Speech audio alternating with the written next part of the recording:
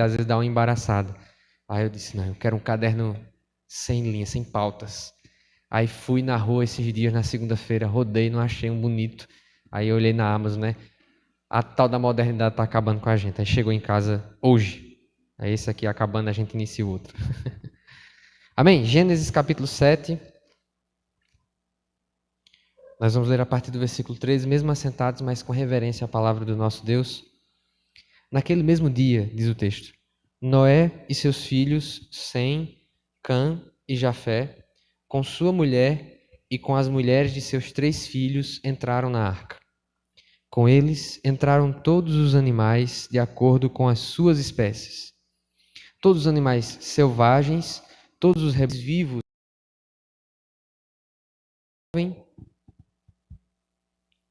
que se movem rente ao chão e todas as criaturas que têm asas, todas as aves e todos os outros animais que voam. Casais de todas as criaturas que tinham fôlego de vida vieram a Noé e entraram na arca. Os animais que entraram foram um macho e uma fêmea de cada ser vivo, conforme Deus ordenara a Noé. Então o Senhor fechou e as águas aumentaram e elevaram a arca acima da terra, aumentando muito sobre a terra, e a arca flutuava na superfície das águas. As águas dominavam cada vez mais todas as altas montanhas debaixo do céu. As águas subiram até quase 7 metros acima das montanhas. Todos os seres vivos que se movem sobre a terra pereceram. Aves, rebanhos domésticos, animais selvagens, todas as pequenas criaturas que povoam a terra e toda a humanidade. Tudo o que havia em terra seca e tinha nas narinas o fôlego de vida morreu. Todos os seres vivos foram exterminados da face da terra, tanto os homens como os animais pequenos que se movem rente ao chão e as aves do céu foram exterminados da terra. Só restaram Noé e aqueles que com ele estavam na arca. E as águas prevaleceram sobre a terra 150 dias. Amém? Que o Senhor aplique sua palavra ao nosso coração. O título da mensagem de hoje é Preservados do Juízo. Essa já é a terceira mensagem que pregamos sobre esses textos que circundam a vida de Noé, especificamente a respeito do dilúvio. E você deve ter percebido que todo o título começa com preservados. Preservados pela aliança, preservados pela obediência e agora preservados do juízo, encerrando esse ciclo de mensagens onde falamos sobre esse processo de Deus em que Ele decreta sobre a terra um veredito, Ele dá uma última palavra para o mundo chamado pré-diluviano, Ele dá uma última sentença de que aquela geração não viveria mais de 120 anos e o Senhor cumpriu a sua palavra, o Senhor fez aquilo que Ele havia prometido. Ele trouxe o juízo que antecipadamente falou que havia trazido. Nas outras mensagens, até pelo título, nós vimos pelo que ou por quem Noé e sua família foram preservados. Hoje a gente vai falar do que eles foram preservados. Então essa é a diferença. Por isso que preservados do juízo. Porque nesse texto que a gente acabou de ler, nós vemos o juízo de Deus se manifestando de forma clara ali na vida de Noé e na família de Noé e no mundo daquele contexto, daquela situação.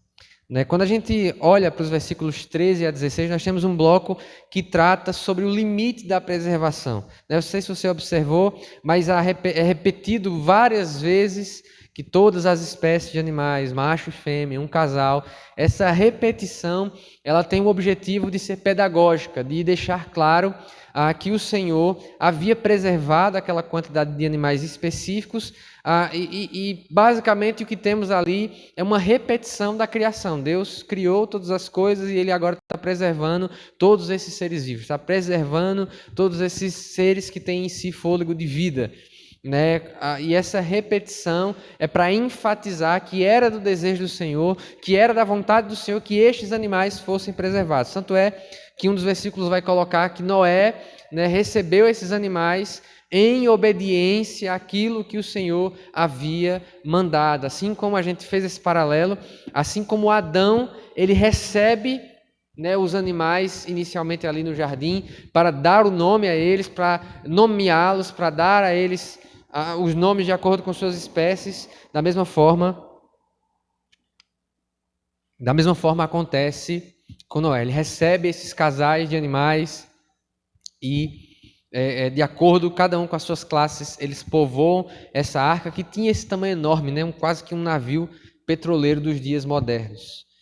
Então, quando a gente observa a partir do versículo 13, na verdade o próprio versículo 13 diz: naquele mesmo dia, ou seja, no dia em que iniciou a chuva, Noé e seus filhos Sem, Cã e Jafé, com sua mulher e com as mulheres de seus 3 filhos, entraram na arca. Né? Então, o texto nos sugere um momento bem dramático. Né? Talvez na cabeça de alguns de nós tinha a ideia, a percepção de que não, eles ficaram esperando lá dentro da arca começar a chover e já estava tudo certo.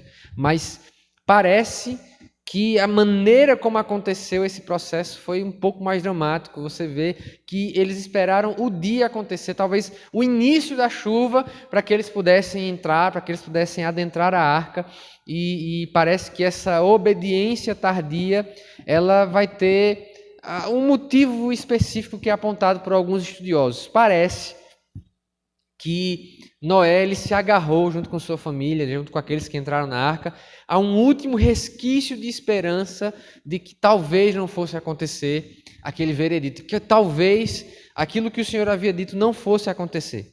Talvez havia essa expectativa de que o Senhor voltasse atrás, de que Deus ele revertesse aquele decreto, aquela palavra que havia sido dada sobre aquela geração.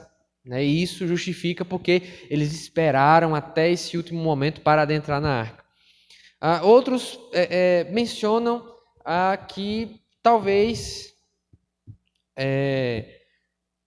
no coração de Noé, especialmente talvez dos seus familiares, havia uma misericórdia, um senso de piedade em relação àquelas pessoas que pereceriam, né? A gente está falando de milhares, talvez milhões de pessoas que já habitavam o mundo daquela época e talvez havia ali no coração de Noé um senso de piedade, um senso de que vai morrer esse tanto de gente, esse tanto de animais, e isso fez com que ele segurasse até o último momento, né? São dois casos de preservação que nós temos na Escritura, os dois em Gênesis, em que se esperou até onde não dava, Noé e Ló.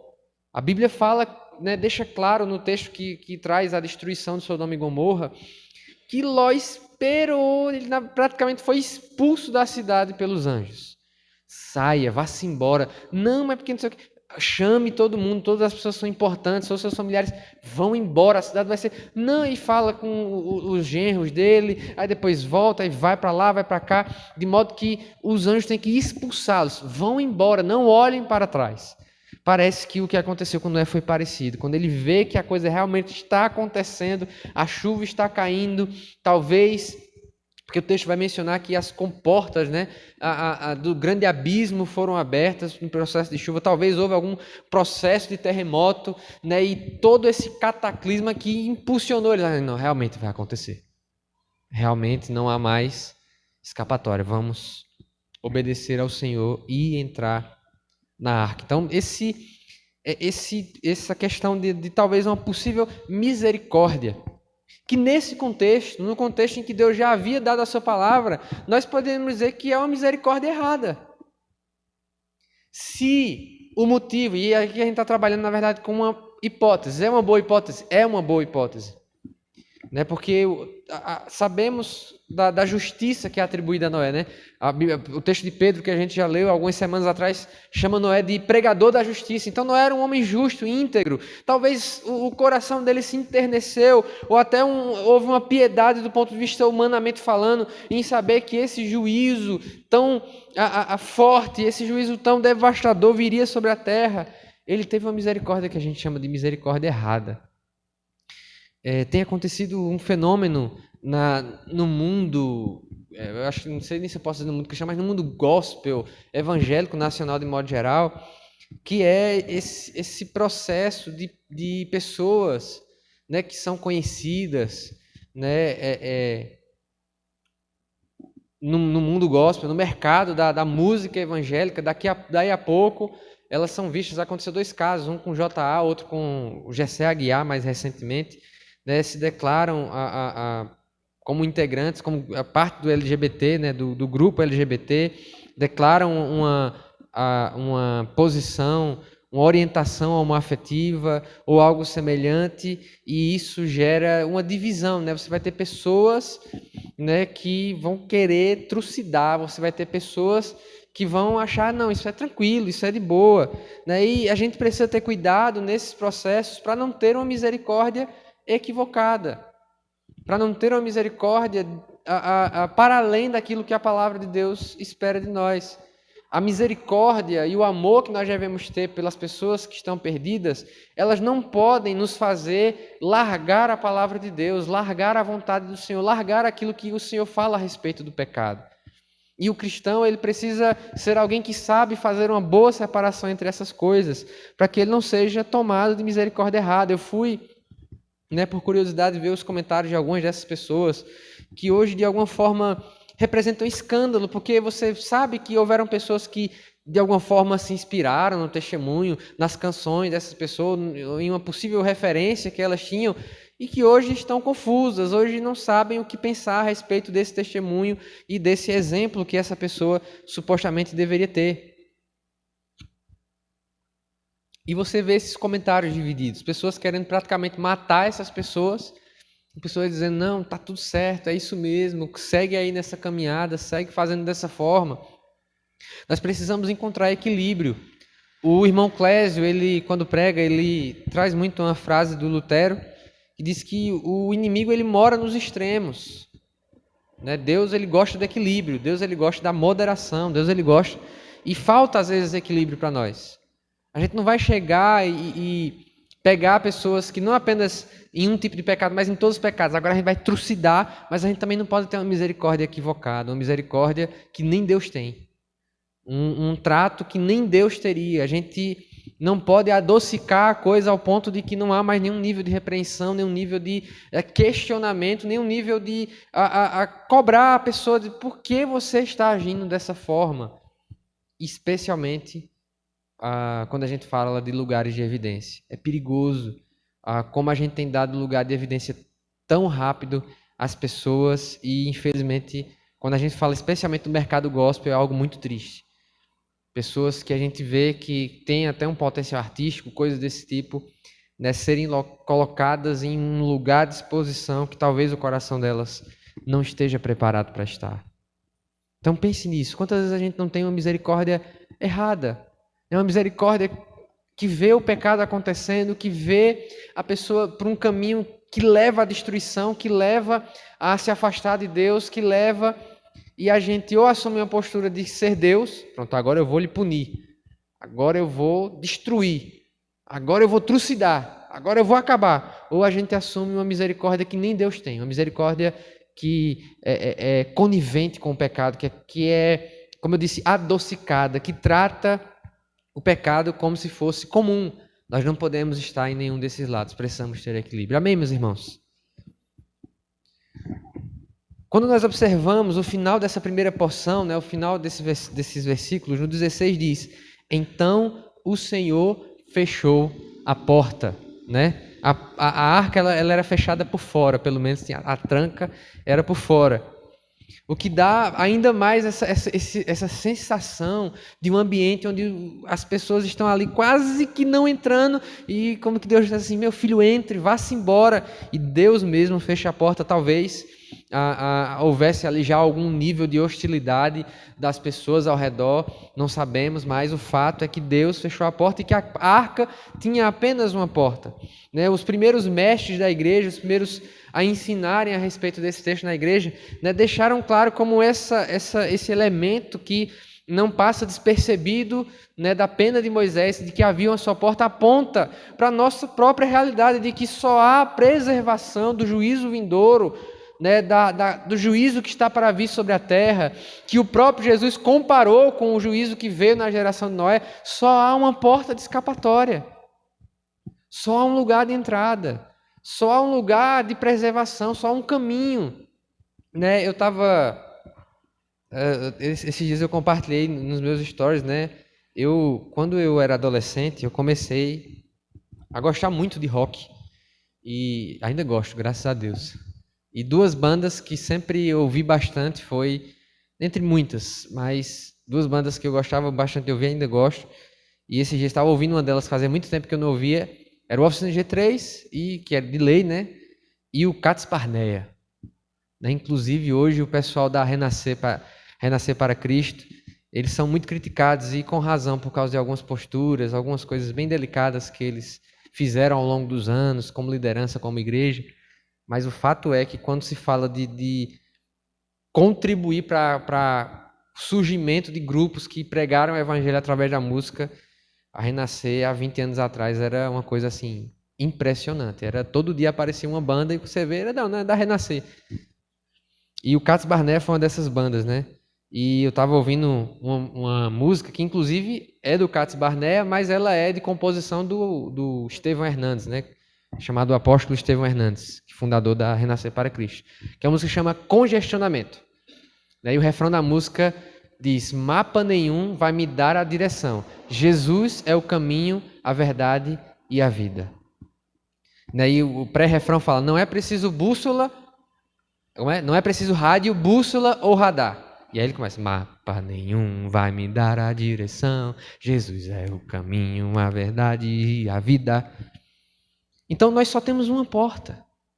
Nós só temos um lugar de preservação. Jesus deixou muito claro que a porta fácil, o caminho fácil, ele leva à perdição, mas há um caminho estreito a ser percorrido, há um caminho difícil a ser percorrido, e Jesus deixou claro que poucos entram por essa porta, poucos andam por esse caminho. A exemplo do próprio Noé, a exemplo da própria família de Noé. Então a preservação que foi trazida aqui sobre a vida de Noé, sobre a família de Noé, deixa claro, deixa evidente que Deus ele não é universalista. Né? Há pessoas, teólogos muito famosos, inclusive, que defenderam aquilo que a gente chama de universalismo. Não, no final das contas, Deus vai salvar todo mundo. A história de Noé não ensina por esse caminho. Não mostra por essa direção. Poucos foram preservados. Jesus disse: muitos são chamados, mas poucos são escolhidos. Embora, obviamente, os salvos de todas as gerações serão uma multidão diante de Deus, sabemos que em cada geração são poucos aqueles que têm desenvolvido essa vida com o Senhor, e poucos estarão preparados para o dia do juízo, para o dia da vingança do Senhor, como diziam os profetas. Poucas pessoas estão preparadas. Deus é quem fechou a porta, Deus foi quem trouxe a preservação. Há um limite naquele grupo que foi preservado. Não foram preservados todos os animais. Não foram preservadas uma multidão de pessoas, não foi preservado. Mesmo pode ser dito sobre nossos dias. Jesus, ele fez uma pergunta que é retórica, mas devia atravessar o nosso coração, sinceramente. Jesus diz: será que quando o Filho do Homem vier, ele achará fé na terra? Isso é muito sério, meus irmãos. Isso mostra aquilo que o próprio Jesus disse, que nos últimos dias, pela multiplicação da iniquidade, é como se fosse assim: vai ter tanto pecado no mundo, vai ser tanta maldade no mundo, que vai ser parecido com os dias de Noé. E ele diz: o amor de muitos se esfriará. Pense sobre isso. Nós temos sido um povo que anda no caminho estreito, que anda. Esses dias apareceu para mim, às vezes eu estou quieto em casa, aí vem, né? Primeiro foi assim, estava quieto em casa hoje, estudando, fazendo as coisas, preparando inclusive algumas coisas para a mensagem de hoje. Aí recebo primeiro uma mensagem: pastor, deixa eu tirar uma dúvida com o senhor. Quando vem uma pergunta assim, né? Aí a dúvida, só a dúvida era um texto, dividido em 700 outras dúvidas que davam uma dúvida grande. Aí mandei um áudio. Quando vem uma dúvida grande assim, eu mandasse um texto grande para mim, agora vai ouvir bem muito. Mandei um áudio de 8 minutos respondendo aquela dúvida. Aí a pessoa disse, qualquer coisa eu pergunto de novo depois. Eu digo, você vai ver. Brincadeira, gente. E aí uma outra pergunta que trouxeram para mim foi, pastor, e esse negócio, né? Amanhã vai ter a noite gospel lá do pátio, né? E o que é pecado a gente ir lá ver a Aline Barros, o Anderson Freire? E a resposta imediata é que, claro que não é pecado. Amanhã não. Claro que não é. Não é o ambiente que torna aquele lugar, estou dizendo assim, um ambiente pátio, tá? O concreto do pátio ou aquele palco que tem lá que torna o lugar pecaminoso ou não. Só que eu fiz algumas observações. Eu trouxe, por exemplo, talvez para um novo convertido não é bom, mesmo que seja a Aline Barros. O ano passado o camarada estava lá pulando para Gustavo Lima, ele quer ir amanhã para a Aline Barros. Ele pode até ouvir os louvores, a Aline Barros, mas talvez ele não esteja preparado para estar naquele lugar. Trouxe ali algumas ressalvas, mas me preocupa que a gente fique se perguntando essas coisas. Até onde eu posso ir? Até onde eu posso fazer? Pastor, quando aquele que é aperfeiçoado no amor, ele não está preocupado com isso. Ele não está preocupado, até onde eu posso ir sem pecar? Isso significa o caminho estreito. Significa que, de fato, a gente vai dizer não para um monte de coisas. Mas significa também que nós seremos preservados do grande juízo que está para vir sobre toda a terra. Os versículos seguintes, do 17 ao 24, eles vão deixar claro uma outra questão muito importante, que o juízo de Deus prevaleceu. Se você observar a expressão as águas prevaleceram, aparece 2 vezes ao longo desse versículo. As águas predominaram, as águas prevaleceram. Moisés ele faz questão de deixar claro que quando Deus resolve, já era. A força das águas venceu toda e qualquer presunção contrária ao juízo de Deus. Nós pudéssemos achar que havia ali entre os caimitas, talvez grandes líderes, né, pessoas importantes, até no filme maluco de Noé, aquele filme maluco de Noé que tem com Russell Crowe, né? Foi bem famoso alguns anos atrás, sem pé nem cabeça. Na história lá do filme, não tem isso na Bíblia não, você está acompanhando, está vendo. Na história lá do filme, Tubal-Caim, ele é, que é o descendente de Caim, ele é contemporâneo de Noé na história. E Tubal-Caim, meu amigo, ele é o bicho. Ele é virado no girar, ele faz e acontece no filme, ele consegue inclusive entrar na arca. Na história lá, uma viagem atrás da outra, né? Mas talvez houvessem ali líderes entre os caimitas, entre a descendência dos homens, como o texto de Gênesis chama eles, mas tudo ficou debaixo da água. As montanhas ficaram debaixo da água. Tudo ficou, porque as águas, aqui trazendo essa ideia do juízo de Deus, prevaleceram. As águas prevaleceram, mas toda a carne, né, como é a expressão que traz no original, pereceu. Todos morreram. Né? O texto faz questão de mencionar várias vezes, tudo que tinha em si fôlego de vida, pereceu. Nós sempre trazemos a ideia do pecado como uma resposta orgulhosa à expectativa de Deus a respeito do homem. O pecado, Deus espera de nós que nós façamos dele o primeiro lugar, o principal, o primordial nas nossas vidas. E o pecado, ele diz o contrário. O pecado diz, não, eu estou centralizado na minha vida. Eu estou assentado, como diz lá o Ralph Nabel, eu estou assentado no trono do meu coração. Mas no dia do juízo que está por vir, porque a gente tem que sempre trazer esse paralelo, né, do juízo que houve na geração de Noé, todo orgulho vai... A Bíblia deixa claro, todo joelho se dobrará, toda língua confessará que Jesus Cristo é o Senhor. Não haverá orgulhoso no último dia, não vai haver ninguém para bater no peito e dizer assim, eu aguento, né, essa bronca, eu consigo segurar. Ninguém vai poder dizer, não, eu vou resistir ao último dia, porque esse dia sondará o mais íntimo dos corações, revelará corações. A volta de Cristo, os dias que precedem a volta de Cristo e a ira que será derramada, vai prevalecer.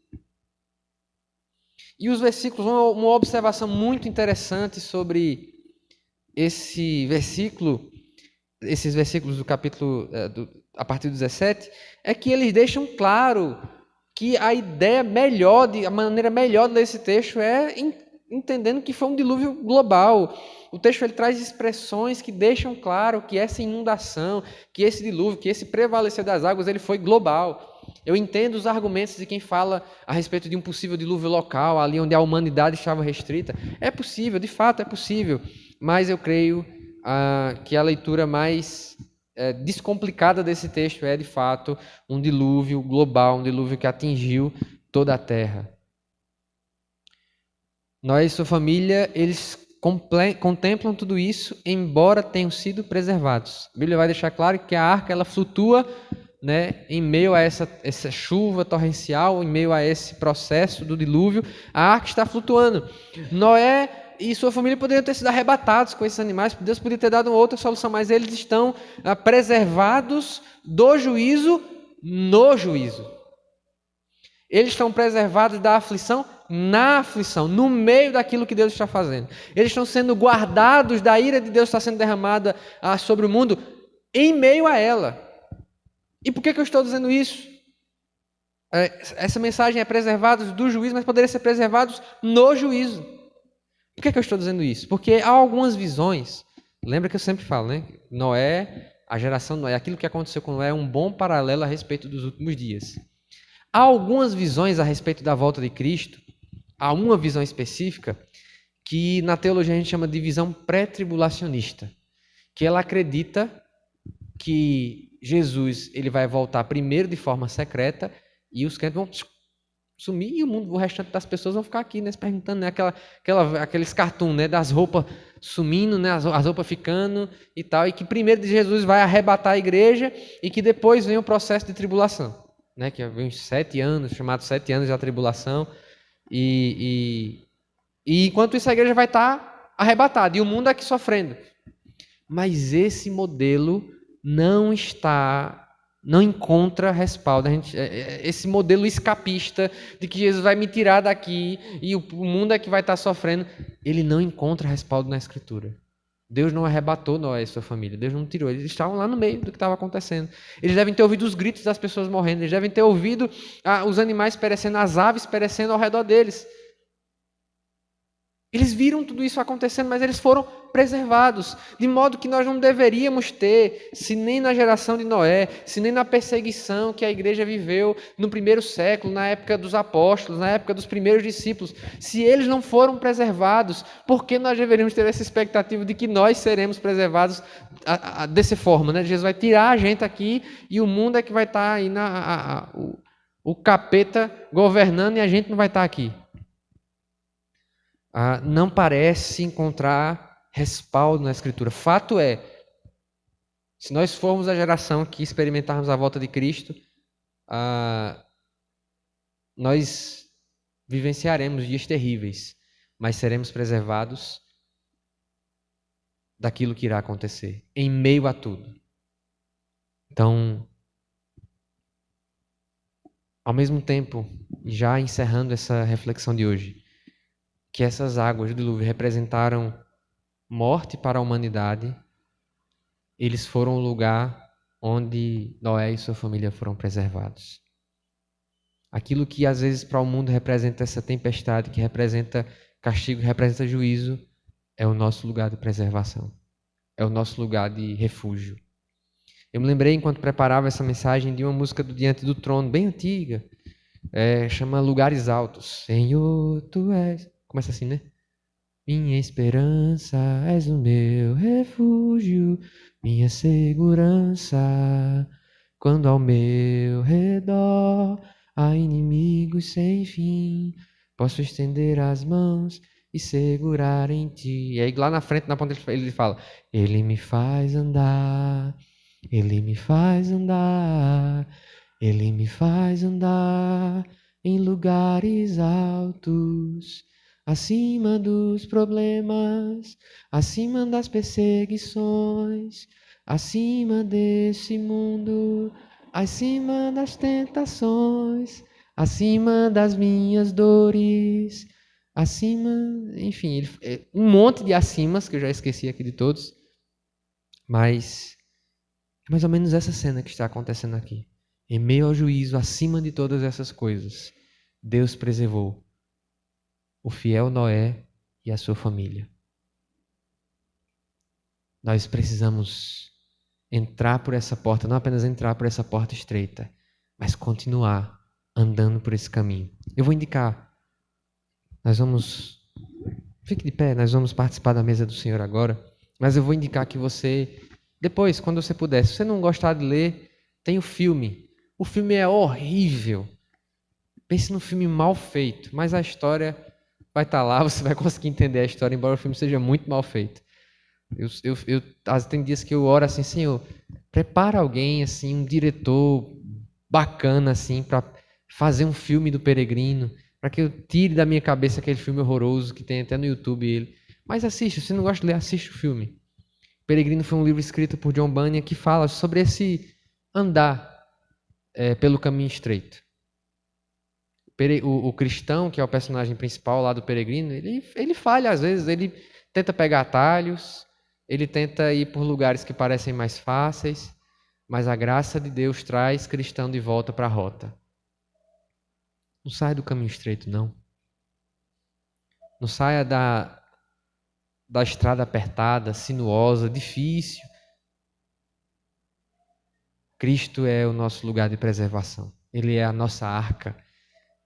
Ele é a porta de entrada para a arca, é aquele que nos preserva daquilo que há de vir. Porque a palavra do Senhor fala que o último dia virá como um ladrão. Ninguém estava preparado, a não ser a família de Noé, para aquele último dia. Que nós estejamos preparados também. Feche seus olhos. Nós vamos orar agora, pedir ao Senhor que esteja preparando o nosso coração para a mesa do Senhor. E ore pela sua vida em nome de Jesus. Pai, nós te agradecemos, Deus, por tua bondade, por tua fidelidade, Deus.